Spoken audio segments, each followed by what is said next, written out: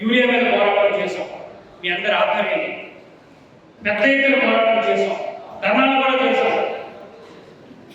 ప్రతి గ్రామంలో దళారులు పెరిగిపోయాయి, బ్రోకర్లు పెరిగిపోయారు, బ్లాక్ మార్కెట్ పెరిగిపోయింది.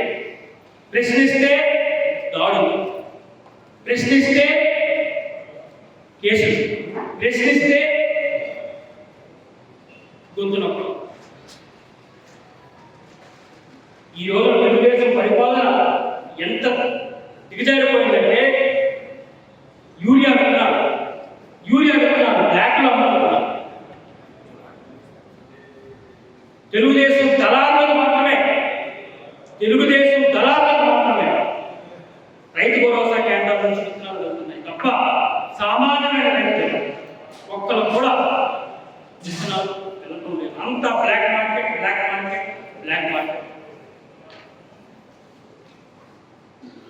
మనందరం ప్యాంట్ వేసుకుంటాం, కానీ వాస్తవంగా మనందరం కూడా ప్యాంట్ వేసుకున్నాం. మనందరం కూడా రైతులు, మనందరం కూడా రైతు కుటుంబం నుంచే వచ్చాం. ఈ రోజు కూడా మా నాన్నగారు ఖాళీ సమయాల్లో తోటలో వెళ్తారు, తోటలో కూడా మా నాన్నగారు చేస్తారు. ఈరోజు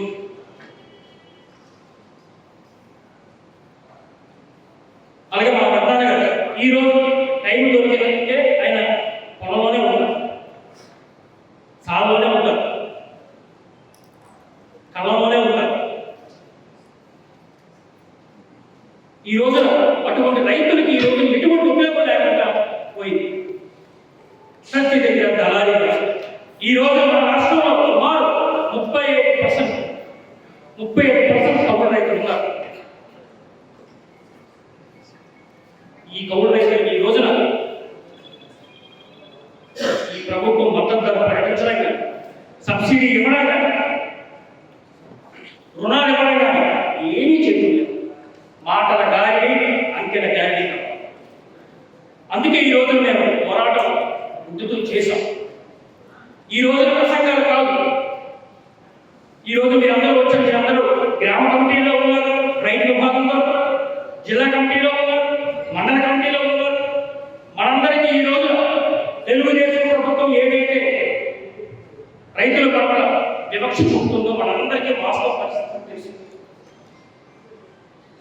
ఈ పరిస్థితులు మనం ప్రజల దగ్గరికి తీసుకెళ్ళాలి. కమిటీల ద్వారా, గ్రామ కమిటీ ద్వారా, మండల కమిటీ ద్వారా, నియోజకవర్గ కమిటీ ద్వారా, మనం కమిటీల ద్వారా ప్రజల్లోకి తీసుకెళ్లి చైతన్యపరచాల్సిన బాధ్యత మనందరిపై ఉంది. ఈరోజు కూడా చాలా అద్భుతంగా రఘురామ్ గారు చాలా అద్భుతంగా అందరితో కోఆర్డినేట్ చేసుకుని ఈరోజు ఈ కార్యక్రమం ఏర్పాటు చేశారు. ఈ సందర్భంగా రఘురామ్ గారికి నా ప్రత్యేకమైన